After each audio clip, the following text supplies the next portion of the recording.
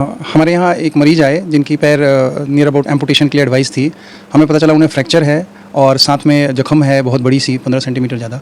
तो हमने उनमें इलीज़ारो टेक्निक अप्लाई की, जिस कारण एक फ्रेम में मरीज़ चल भी पा रहा है और उसकी रेसा भी सूख रही है। तो इलीज़ारो टेक्निक हमने यूज़ की है।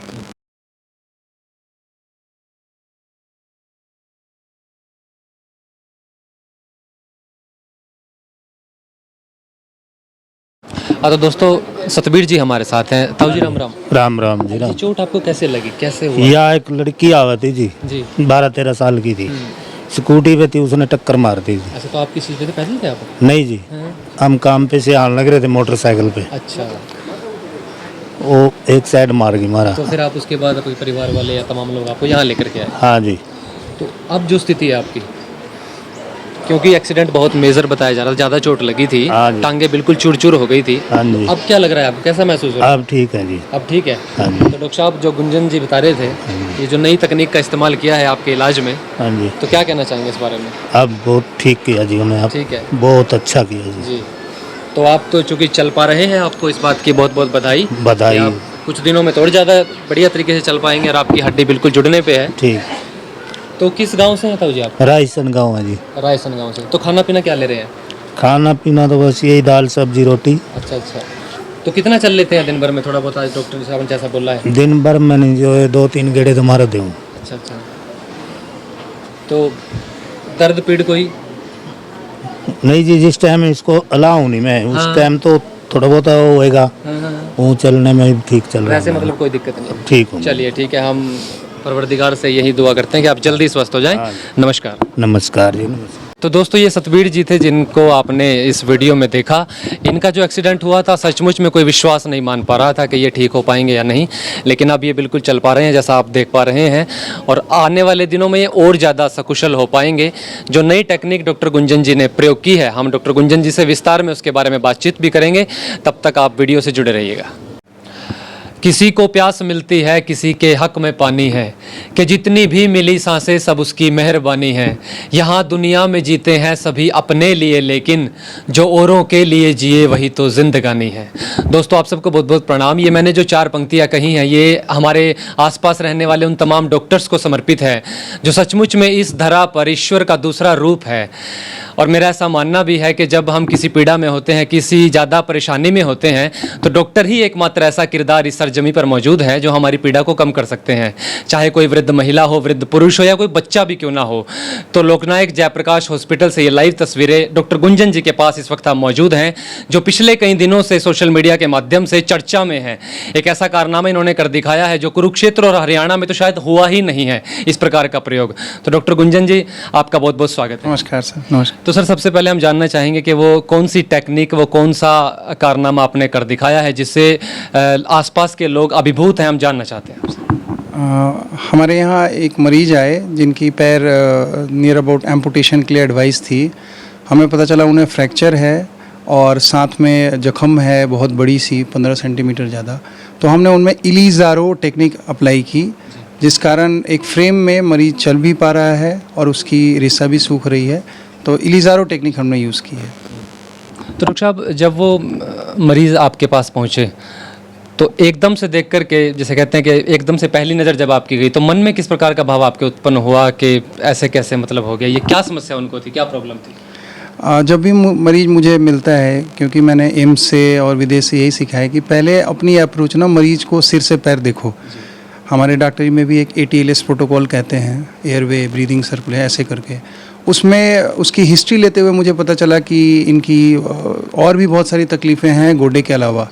तो ये जब गोडे की जांच हमने की और गोडे के नीचे वाले हिस्से को देखा तो पता चला कि गोडे में सोजिश है, रेसा आ रहा है और पूरी चमड़ी और मांसपेशी काली पड़ चुकी है। मैंने उनसे पूछा कि आपकी क्या हालत है, तो उन्होंने बोला डॉक्टर साहब मेरी BP 200-250 ऊपर जा रही है, मुझे ऑपरेशन के लिए कैंसिल कर दिया गया है क्योंकि इतनी हाई BP में मेरी जान को खतरा है। और प्लास्टर में हड्डी जुड़ेगी, लेकिन रेसा आ रहा है तो प्लास्टर लगाना भी संभव नहीं लग रहा है। तो मैं बहुत ही दुखी हूँ और मैं अब शायद पता नहीं मेरी पैर बचे ना बचे, ये सारे मन में जिज्ञासा उसके थी और वो डरा हुआ था। फिर मैंने सभी अपने सीनियर से बात की। यहाँ पे सिस्टम बहुत ही इनकरेजिंग है, पॉजिटिव है। सारे सीनियर ने मोटिवेट किया और बोला कि अगर तुझे जो भी तूने 3D सर्जरी डिपार्टमेंट में लुडविग मैक्समिलियन यूनिवर्सिटी जर्मनी में सीखा है, अगर करना है तो कर। और रेफरेंस में नियर अबाउट आसपास के जो बड़े बड़े मेडिकल कॉलेज हैं, प्रोफेसर्स हैं वहाँ पे, मैंने उन सभी से रेफरेंस ऑपरेशन से पहले लिया और लेके फिर हमने इलिज़ारो सर्जरी के लिए मरीज़ को तैयार किया। तो डॉक्टर साहब, ये जो टेक्निक आपने अभी अपने नाम बताया, ये पहले कितनी बार आप प्रयोग कर चुके हैं? Kalpana Chawla government medical college में इलिज़ारो टेक्निक कॉमनली हम लोग यूज़ कर रहे थे। मैं और मेरे सीनियर प्रोफेसर और असिस्टेंट प्रोफेसर रेगुलरली यूज़ कर रहे थे। इलिज़ारो टेक्निक पीजीआई रोहतक में होती है, प्राइवेट में ये बहुत ही कम है। रिगार्डिंग प्राइवेट में ऐसे मरीज जिनकी नियर एम्पुटेशन है वो जाना नहीं चाहते और डॉक्टर भी वहाँ इतना इनकरेज नहीं करते हैं। हमारे पास ये मरीज बहुत वाइटल होते हैं। क्यों? क्योंकि इनको इस फ्रेम के साथ चलने की पावर मिल जाती है। वो हड्डी अपने समय में जुड़ती रहेगी, साथ में फ्रेम पैर पे लगी रहेगी, तो आप वो रेसा और वो सब की सफाई भी कर सकते हो। इसीलिए मुझे लगता है कि ये टेक्निक हर जगह हर सर्जन को आनी चाहिए और इसकी ज़्यादा से ज़्यादा आपके माध्यम से लोगों को पता चलना चाहिए। डॉक्टर साहब, हॉस्पिटल बहुत सारे हैं कुरुक्षेत्र में भी और आसपास, ऑर्थो डिपार्टमेंट में बहुत सारे डॉक्टर्स काम करते हैं। तो इस प्रकार का जब कोई पेशेंट आता है तो पेशेंट की भी क्या जिम्मेदारी है और डॉक्टर की भी क्या जिम्मेदारी है? एक मिला जुला संदेश हम आपसे लेना चाहेंगे कि चूँकि वीडियो के माध्यम से संदेश तमाम लोगों तक जा रहा है, क्या कहना चाहेंगे उन तमाम पेशेंट्स को भी और डॉक्टर्स को भी जो ऑर्थो डिपार्टमेंट में कार्य करते हैं? सबसे पहले मैं पेशेंट के लिए कहूँगा, नेवर लूज़ होप। आपके आज के 20 साल 30 साल पहले के ज़माने की बात करेंगे तो देयर वाज अ सिचुएशन कि हर एक फ्रैक्चर में हमारे सर्जरीज लिमिटेड होती थी, लोग टेढ़े मेढ़े पैर लेके ज़िंदगी भर काटते थे। आज के युग में डिफॉर्मिटी करेक्शन सर्जरी, टेढ़े मेढ़े पैरों को सीधा करना, पोलियोटिक लिम, क्रोनिक फ्रैक्चर, इन्फेक्टेड इंजुरीज, इन सब में इलिज़ारो द बेस्ट सर्जरी है। तो मैं चाहता हूँ कि बेसिक लेवल पे इलिज़ारो ट्रेनिंग हर सर्जन को कहीं ना कहीं करनी चाहिए, क्योंकि आप हज़ारों केस करो, ऐसा 1-2 केस ज़रूर आएगा जिसमें मरीज़ सफाई नहीं रख पाया, मरीज़ को शुगर है, उसको इन्फेक्शन हो गया और फिर आप इलिज़ारो उसकी लिम और लाइफ सेविंग प्रोसीड्योर हो जाती है। तो इलिज़ारो सभी को आना चाहिए और मरीजों को ये बात पता रहना चाहिए कि मेरी पैर बच जाएगी। आपको सही और सटीक डॉक्टर के पास जाके बातें करनी है। मरीजों के लिए ये मैसेज है और डॉक्टरों के लिए है कि इलिज़ारो की बेसिक ट्रेनिंग आपको सभी से होनी चाहिए। इसके लिए आप PGI-AMS रोहतक में जो सीनियर प्रोफेसर्स हैं जिनसे मैं कांटेक्ट में हूँ, आप रहोगे तो वो रेगुलर कोर्स कराते रहते हैं। आप मेरे यहाँ आके सीखना चाहते हो, मैं सरकारी अस्पताल में हूँ, आप आओ, यू आर मोस्ट वेलकम। मेरे साथ असिस्ट करो, आप खुद ऑपरेट करो, हम सीखेंगे साथ में। तो डॉक्टर साहब, सतबीर जी हैं जो यहाँ पेशेंट हैं, 65 वर्ष लगभग उनकी आयु है। यदि उनको इलाज ना मिलता तो किस प्रकार का खतरा हो सकता था? और आपने एक बड़ी प्यारी बात अभी थोड़ी देर पहले हमसे बातचीत में कही कि पेशेंट के मन में डिसेबिलिटी का भाव नहीं पैदा होने देना, यानी विकलांग उसके मन में भावना नहीं जानी चाहिए। आप भी चल सकते हैं, आपकी हड्डी जुड़ सकती है, आप जी सकते हैं। तो यदि उनको इलाज प्रॉपर सही समय पर नहीं मिलता तो क्या समस्या उत्पन्न हो सकती है? मरीज ऑलरेडी एक फ्रैक्चर लेके आया था और वो जॉइंट के अंदर जा चुका था। मरीज की जख्म 15 से 20 सेंटीमीटर से ज़्यादा बड़ी थी। मरीज को भर भर के रेसा आ रहा था, 200 से 250 ml पस था उसके जॉइंट में।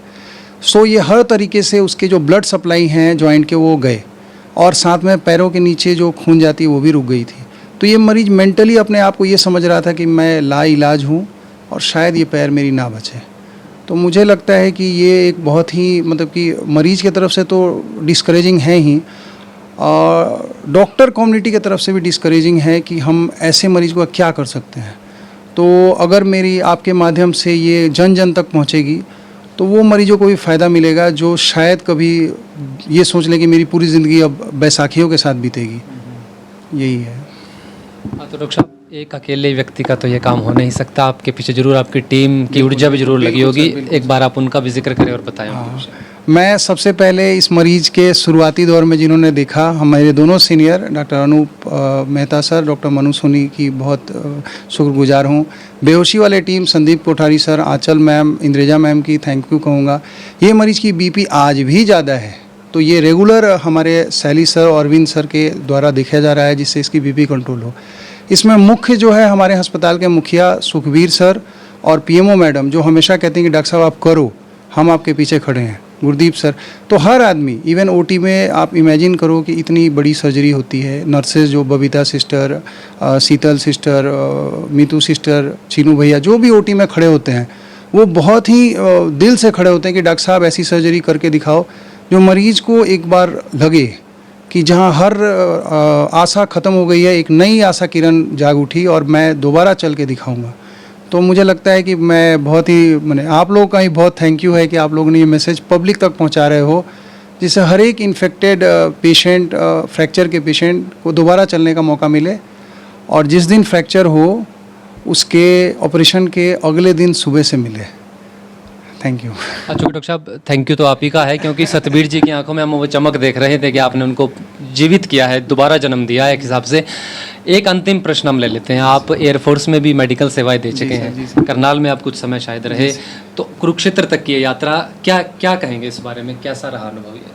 बहुत ही बेहतरीन, बहुत ही लवली अनुभव था। मैं जब भी जहाँ भी काम किया, मुझे मेरे जो सीनियर थे हमेशा उन्होंने फ्री हैंड दिया है, क्योंकि उन्होंने देखा था कि मैं ऑपरेशन के पहले 1 रात 2 रात पहले उस मरीज़ पे बहुत ज़्यादा वर्कअप करता हूँ। एक मरीज़ को मैं अपने खुद के पिता, खुद के बच्चों जैसा ट्रीट करता हूँ। तो उन्होंने मुझे फ्री हैंड दिया। फ्री हैंड देने के कारण मैं एक मरीज़ को 100% रिजल्ट दे पाता हूँ। तो मुझे लगता है कि हरियाणा में और हरियाणा के मरीज़ों में ये ट्रस्ट, यही मेरी जीत है कि एकदम फ्री ऑफ कॉस्ट आयुष्मान के अंदर में गरीब से गरीब मरीज हो तो उसको बेस्ट सेवा दे पाएँ। तो बहुत ही सेटिस्फाइंग और बहुत ही खुशनसीब अनुभव है मेरा। जी, तो दोस्तों ये थे डॉक्टर गुंजन जी, और सचमुच में मरीज के भीतर विश्वास पैदा कर देना सबसे बड़ी बात है। आधी जीत वहीं पर हो जाती है। तो यदि आपको किसी प्रकार की भी हड्डी से संबंधित कोई प्रॉब्लम है, किसी मेजर एक्सीडेंट का यदि आप शिकार हो गए हैं, तो अपने आप को बिल्कुल भी अकेला ना समझे, बिल्कुल भी पीड़ा में ना समझे। आपकी पीड़ा को कम करने के लिए लोकनायक जयप्रकाश हॉस्पिटल कुरुक्षेत्र में डॉक्टर गुंजन जी अब आपके लिए मसीहा फरिश्ता बनकर के आ चुके हैं। इनसे कभी भी आप संपर्क कर सकते हैं। आप सबका बहुत बहुत शुक्रिया। इस वीडियो को ज़्यादा से ज़्यादा शेयर करें ताकि उन तमाम लोगों तक ये वीडियो पहुंच सके जिनको ऐसी कोई दिक्कत है। आप सबका बहुत बहुत शुक्रिया।